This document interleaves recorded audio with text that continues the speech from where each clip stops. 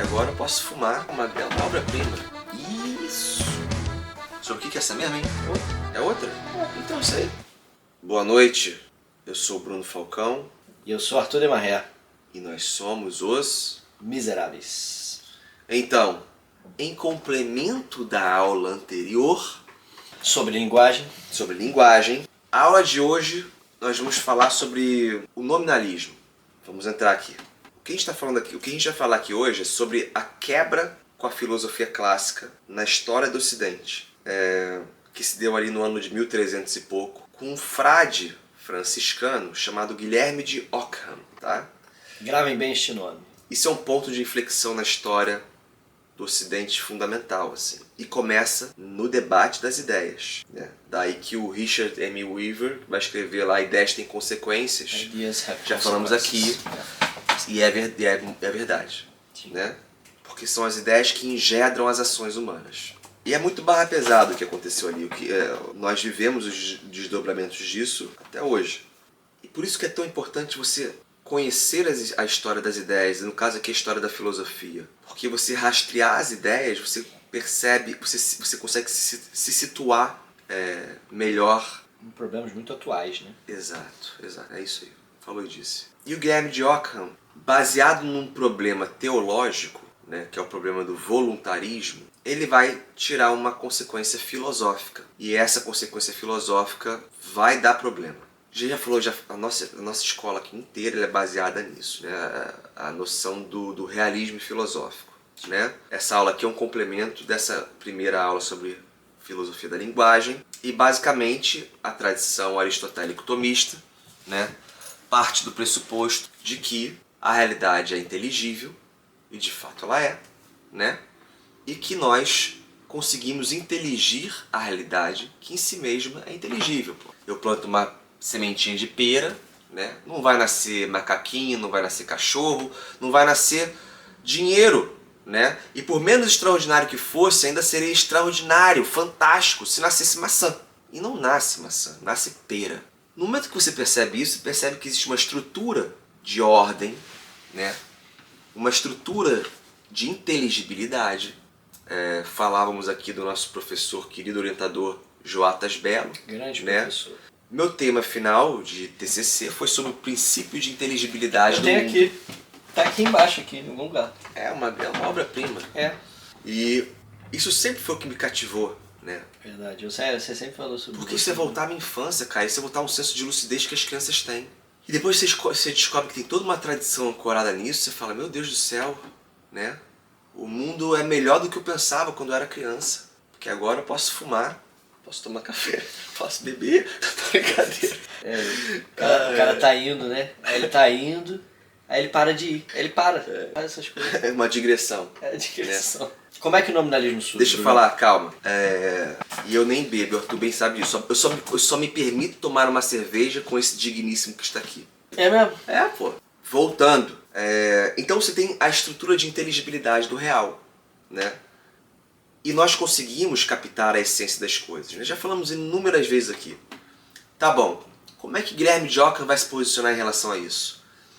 A corrente filosófica iniciada por Guilherme de Ockham não é nova na história da filosofia, já havia a corrente dos sofistas, né?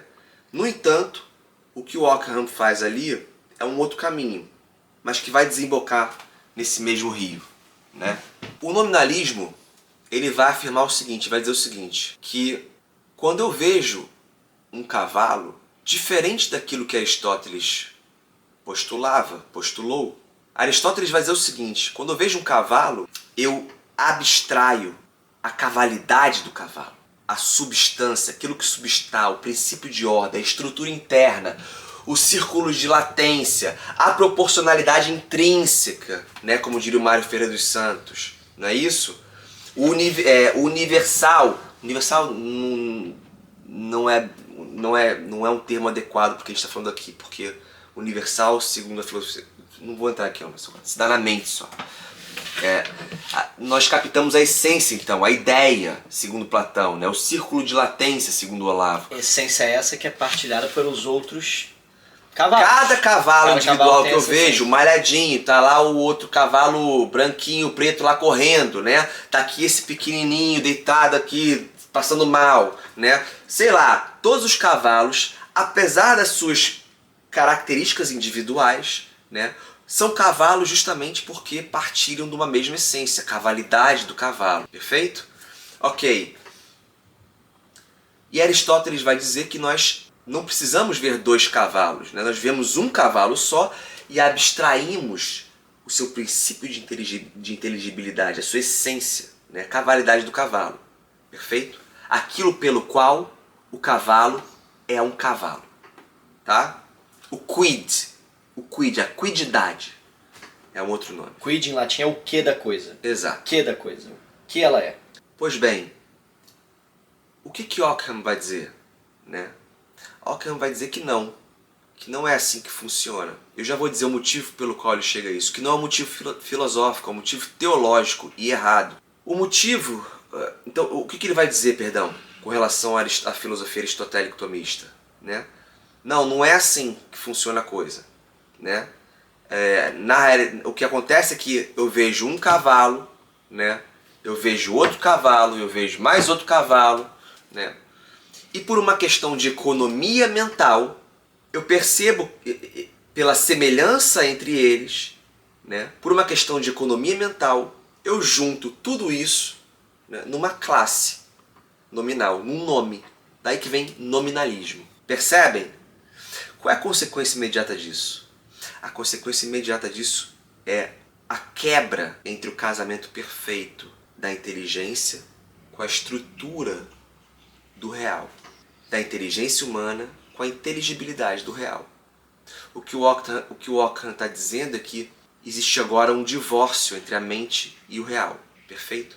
E, portanto, o conhecimento da realidade, ele agora vai se dar de maneira meramente aproximativa, ou seja, dentro do âmbito das probabilidades. Percebem que para daí a gente chegar em Descartes, que vai dizer que penso, logo existo, e aí em Kant, que vai dizer que nós não conhecemos nunca o númeno, ou seja, a essência, o que a coisa é de fato, nós só conhecemos a aparência das coisas, o fenômeno, né?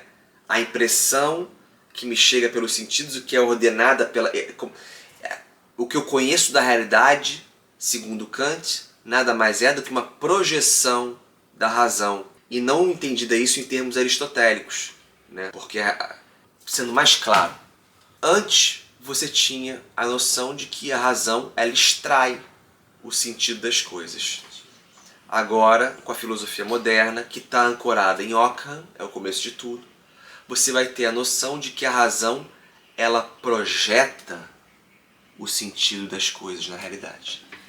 E isso volta diretamente para a aula passada sobre a questão de ou nós entendemos a linguagem como a tradução da estrutura do real, que em si mesma é a linguagem divina, a manifestação do logos, e logos significa linguagem, ou a gente dá por pressuposto, né, de que a linguagem ela não se refere a nada no real, as palavras elas têm sentido por si mesmas, né? E daí você vai ter a consequência de que as palavras elas criam o real, né? Elas é que dão sentido para a realidade, não é isso? O que você tem aqui, em última análise, é a linguagem tal como foi dada para Adão. Nomeia as coisas aí, Adão. Foi a primeira tarefa que Deus deu para Adão, né? Ou a linguagem bifurcada da serpente, né? E sereis como deuses. Ou seja, agora vocês vão dizer o que é bem ou mal, vocês vão dizer o que é realidade, né? Pelo discurso, né? Vocês vão querer criar a realidade e dizer qual é o sentido das coisas a partir do seu discurso, né? Que é um discurso destacado da realidade. Isso do nominalismo, né? É um tema muito central, realmente. É muito central. Sim. O Bruno, acho que ele avançou muito, assim, realmente foi dando as consequências de fato. O Guilherme de Ockham também, no meu humilde juízo, é o iniciador também disso tudo, né? Assim, uma pedra fundamental para problemas que nós vemos na filosofia moderna. Realmente. É um ponto de inflexão fundamental. que acontece? O nominalismo, o que é o nominalismo? Assim, o nominalismo ele surge como? Existia na Idade Média, no século ali 14, 13, uma disputa que a gente chama de problema dos universais, que é basicamente o seguinte, tentando ser bem sucinto. Quando eu vou, para pegar o mesmo exemplo e não fugir do exemplo do Bruno, quando eu pego e chamo dois seres distintos com o mesmo nome, pego ali o primeiro cavalo e o segundo. Quando eu chamo tanto esse aqui primeiro de cavalo quanto aquele outro de cavalo, concordo que eu estou reduzindo duas coisas a um, né? A uma coisa universal, ou seja, eu estou chamando pelo mesmo nome duas coisas diferentes. Portanto, elas têm alguma coisa que as une e esse é o universal. A grande questão na disputa na Idade Média dos universais é onde esses universais estão. Eles estão na realidade, estão na mente ou, pior, são meros nomes. E o Bruno explicou aqui. O nominalismo é justamente essa terceira opção. São meros nomes. É uma mera economia mental, uma mera nomeação. Então, A aglutinação de seres semelhantes. eu olho para a realidade, e Ockham tinha cavalos iguais aos que a gente vê, né? Todo mundo vê cavalos, né?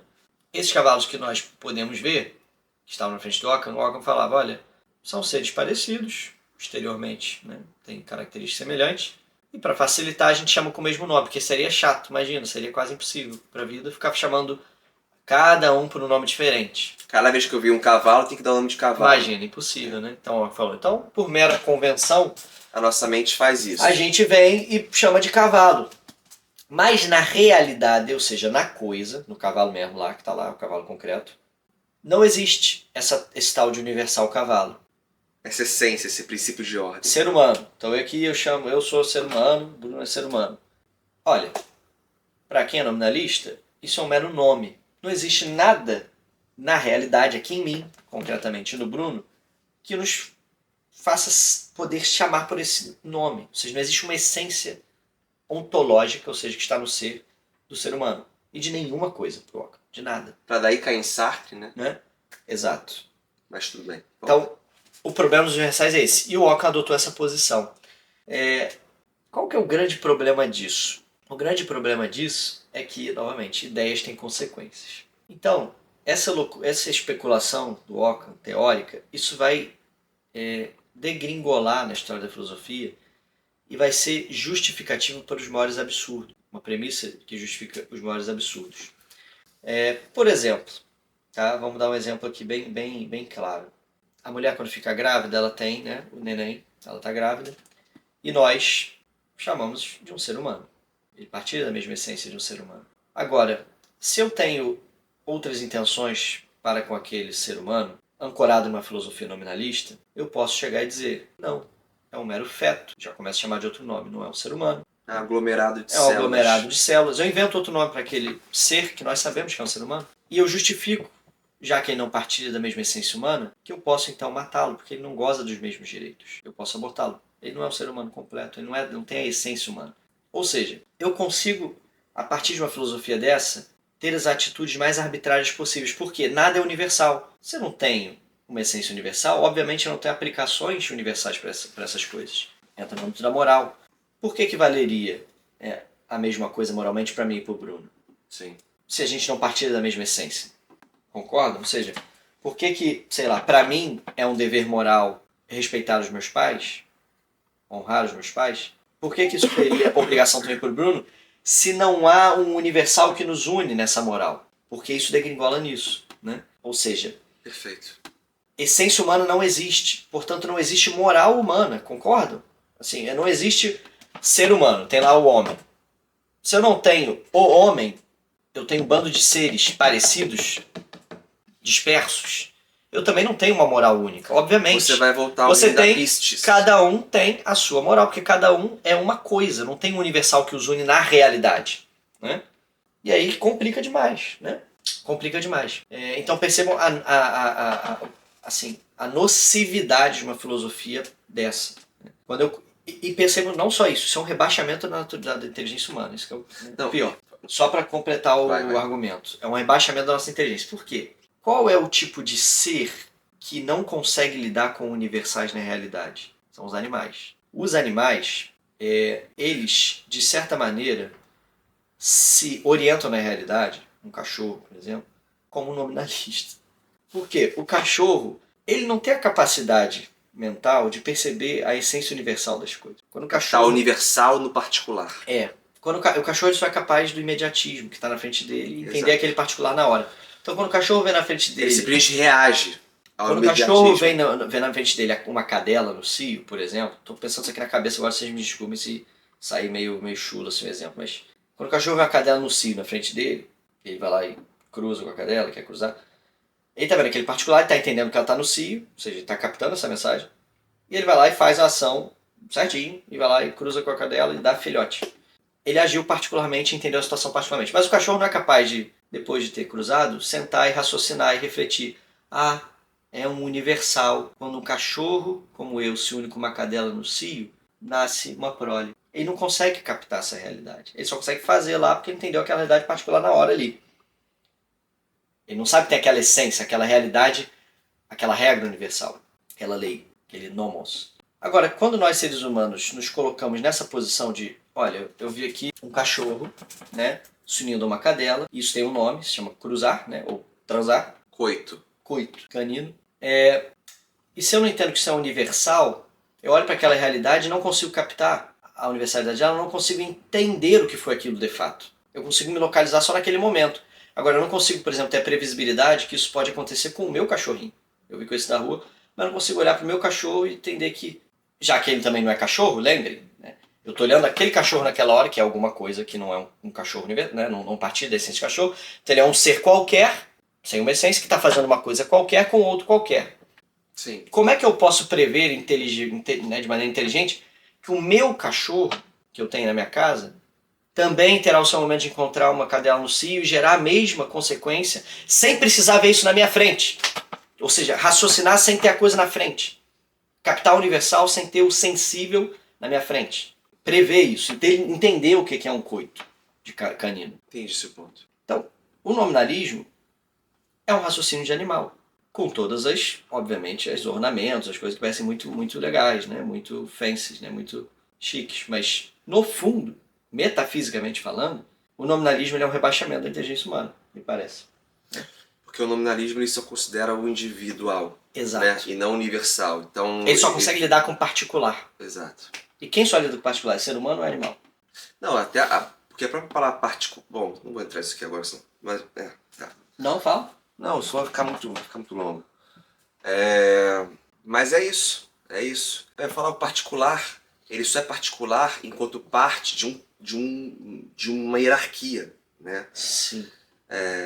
Se você não tem a hierarquia da qual ele é parte particular, né? Sim. Se você não tem essa noção de universalidade da qual ele faz parte... De todo, né? Do todo. De gênero e espécie. Você não pode nem ser particular de quê? Né? Exato. Então... Exato. Porque não tem grupo, né? O agrupamento do nominalismo é um agrupamento, vamos dizer assim, matemático. Né? Um agrupamento de semelhança, você agrupa 1 mais 1 mais 1 mais 1 mais 1 mais 1. Não é um agrupamento de unidade, assim, mas, de unidade metafísica. Mas aí... É um agrupamento de quantitativo, né? Agrupamento de Você soma. diria pro Ockham, tá, então você disse que um cavalo, né, pegou um cavalo, outro cavalo, né, semelhantes, e aí você, por uma questão de economia mental, você reuniu os dois na mesma classe, né, no mesmo nome, né, cavalo. Mas vem cá, Ockham, o que é que você compara de um cavalo com o outro? O que é que te permite dizer que eles dois são semelhantes? É o fato de um ter o pelo assim e o outro assado? É o fato da crista de um ser de um jeito e do outro? O que é que você compara, né? Exato. Não é o fato de que os dois participam de uma mesma estrutura, uma mesma essência? Senão, por que eu não posso chamar isso aqui de cavalo? Entendi. Isso não tem uma essência comum, né? Entendi seu ponto. Porque tem uma matéria, que não sei o quê. Eu entendi o seu ponto, foi ótimo. Você não tem meio de comparação real. Como é que eu até subdivido, até nominalmente mesmo, as coisas? Né? Porque o Mário Ferreira dos Santos ele é genial nisso, sim. Eu não quero me alongar muito para ela não ficar muito longa, mas Eu acho que isso fecha muito bem com a nossa primeira aula. Obrigado pela paciência, aqueles que chegaram até aqui. O Mário Ferreira dos Santos, quando vai fazer um estudo do diálogo Parmênides de Platão, ele tem um livro chamado Um e o Múltiplo. E ele fala... Vocês lembram quando a gente falava na última aula, né, a questão do referente, né, e do que significa a linguagem sem o referente? Ela se torna um sistema fechado, né, onde as palavras elas tentam ganhar sentido, né, na sua correlação com outras palavras, mas se isso for infinito, né, assim, não faz sentido, né? O ponto que o Mário Ferreira dos Santos chama atenção é o que permite a relação entre dois termos, né? Porque quando você pensa na linguagem como sistema fechado, né, o que vai dizer o significado dos termos seria a relação entre as palavras, entre os termos. Sim. Né? Isso que daria o tom, a nota do que significa a palavra X e a palavra Y. Né? Significa a maneira como elas se relacionam dentro do texto. Tá? Mário Ferreira dos Santos ele arrebenta com isso de uma maneira como eu nunca mais esqueci. E é impossível esquecer e não tem como se contradizer esse cara. Né? Olha, a relação entre os termos relacionados, né, ela é uma consequência, ela é secundária à semelhança entre as substâncias dos termos relacionados, entre as qualidades dos dois termos relacionados. Ou seja, é justamente porque os dois termos que estão aqui, né, sendo comparados, colocados em par, é justamente porque eles possuem uma certa semelhança qualitativa que eles podem ser relacionados. A relação, então, ela surge como uma consequência, né, de uma semelhança qualitativa. Para que haja essa semelhança qualitativa, então, significa o seguinte, para você poder correlacionar dois cavalos, você já precisa ter percebido que há certa semelhança qualitativa entre os dois. Ou seja, de que eles participam de uma mesma qualidade. Qualidade é essa que é aquela que os faz ser aquilo que eles são, cavalo. E aqui o que o Bruno está querendo, só para... Achei ótima a explicação do Mário Ferreira, apresentado por você. Ótimo. Ficou claro isso. Né? A relação, ela é ter relação, tem que ter dois entes que se comunicam em alguma coisa. Né? Senão não tem relação. Uma semelhança qualitativa de substância. Só quero fazer um adendo exato. Que dentro das categorias aristotélicas que nós já apresentamos em outras aulas, a qualidade é uma das categorias, mas eu acredito que você está falando aqui no sentido de substância. É nesse sentido. Né? No sentido de que... É nesse sentido. Em quid, na substância da coisa. Tem que ter uma comunicação com aquela outra e com aquela outra relação. Você não tem relação, não é verdade? Se não tem uma relação entre substâncias, eu não tenho como ter... Né? Você não tem um aspecto comum, substancial entre duas coisas, eu não tenho relação real entre elas.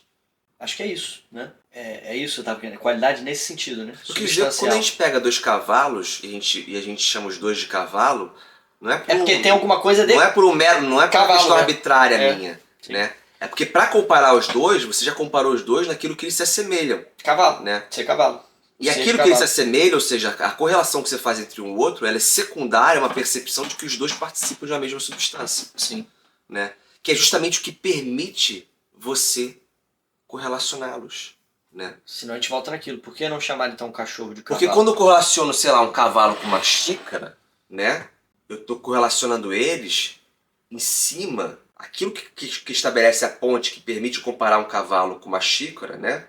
Sei lá, o fato dos dois possuírem uma matéria, né? Eles ocuparem um espaço no mesmo lugar, mas eu tô comparando eles, né? O ponto que me permite fazer a ponte entre os dois, né? É um ponto acidental. E eu percebo que é acidental. Por isso que eu não confundo o cavalo com a xícara, meu Deus do céu. Exato. Né? Exato.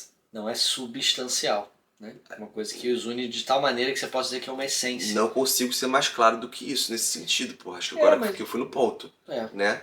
É justamente por causa disso. Agora, quando eu comparo um cavalo com o outro, e eu sei que eu estou falando de um cavalo nos dois casos, né? É porque eu sei que a semelhança aqui não é acidental, ela é substancial. Ou seja, os universais, essa disputa dos universais, eles não são meros nomes. Eles se manifestam pelos nomes, mas não são só nomes. Né? Eles estão na coisa, na realidade. Né? Exato. Santo Agostinho já ensinava a gente, eu comentava com o Bruno desse livro, né? Dessa obra do Santo Agostinho, o De Magistro, né? Santo Agostinho vai fazer ali recomendo, faz ali uma espécie de filosofia da linguagem também. E ele fala, olha, os signos são meros sinais. Ora, sinal de quê? O sinal, por si, não é uma substância. É um sinal. O sinal, por definição, aponta para outra coisa. Ele sinaliza, indicia alguma coisa. Ele signaliza. Ele sinaliza. Ele não é a coisa. Né? Se eu tenho uma seta... Ele aponta. Se eu tenho uma seta, eu espero que essa seta me leve para algum lugar. Eu não paro na seta. Então, os signos, né, os nomes... A palavra cão não morde. Exato. São sinais. Né? Eles são a palavra meros cão sinais. não morde. Sinais que estão ancorados, por sua vez, na realidade. Né? E essa realidade, por sua vez, é substancial. É isso. Né? Os nomes não são... Né? Os universais não são meros nomes. Os universais têm realidade, estão na realidade. E justamente porque estão na realidade, tem total a ver com a nossa outra aula. A nossa linguagem, a nossa nomeação das coisas reflete, tenta descrever a realidade e ganha um sentido real, substancial. Né? E acho que é isso. Não tem como ser mais claro. O Olavo vai dizer que o mundo é o mediador da linguagem. O mundo é o mediador da linguagem. É isso. É isso. Tá bom. Excelente. É isso, minha gente. Curtam aí, por favor. Se inscrevam no canal, nos apoiem. Apoiem os miseráveis. Espalhe aí pros amigos. Tamo junto. Um beijo no coração. Tamo junto. Deus abençoe. Nossa Senhora guarde vocês. Amém. Um abraço.